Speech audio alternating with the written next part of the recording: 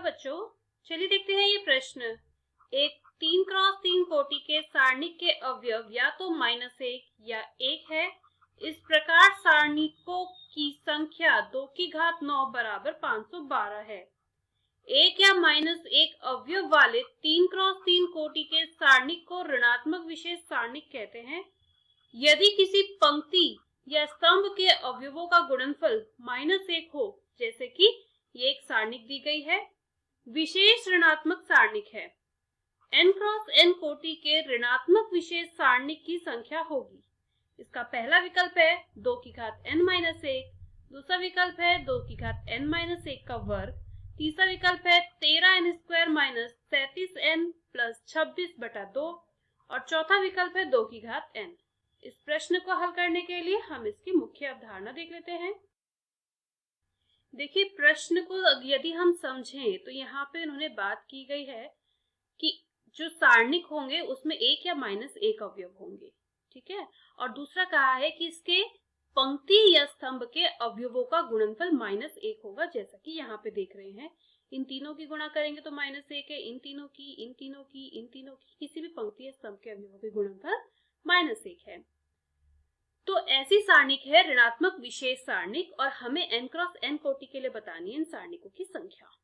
तो जैसे 1 और -1 वाले सारणिकों की संख्या होगी 2 की घात n, 2 की घात 9, क्योंकि उसमें कुल 9 अवयव होंगे। यदि हमारे पास एक ही सारणिक है, 3 क्रॉस 3 कोटि है, 1 2 3 4 5 6 7 8 9, 9 अवयव आएंगे। तो यहाँ पे भी 1 या -1 में से कोई आ सकते हैं, यहाँ पे भी, यहाँ पे भी। मतलब इसके प्रत्येक स्थान में भरने के लिए हमारे पास 2 चॉइस है, या तो 1 या फिर -1। तो कुल कितने प्रकार की सारणिक यहाँ बन सकती है? 2 की घात 9, जो कि 512 के बराबर होगी। अब यहाँ पे एक कंडीशन दे दी है कि इनकी गुणनफल -1 के बराबर होनी चाहिए।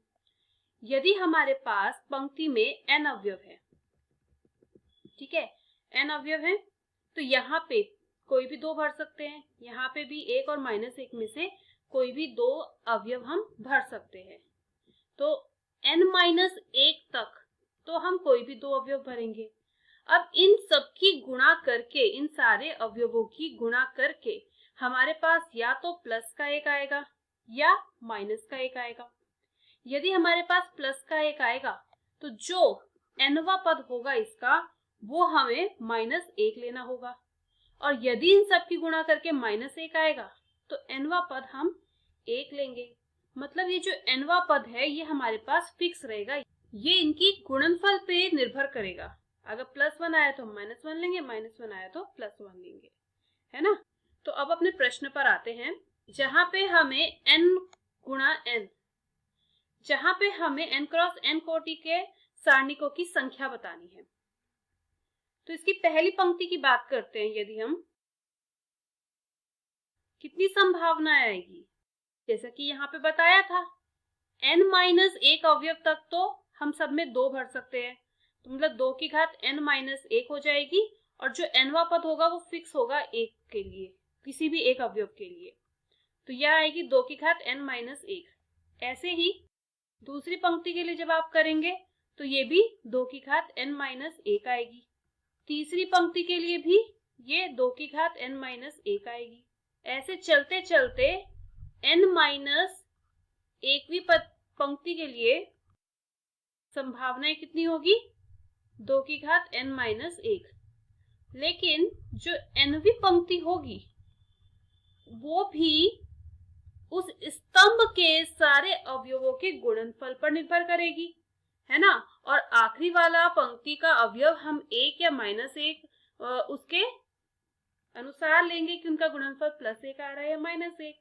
तो मतलब यहाँ पे आपके पास कुल कितनी संभावनाएं बनेगी? यहाँ पे तो 1 हो जाएगी, मतलब वो आप फिक्स करेंगे अपने हिसाब से।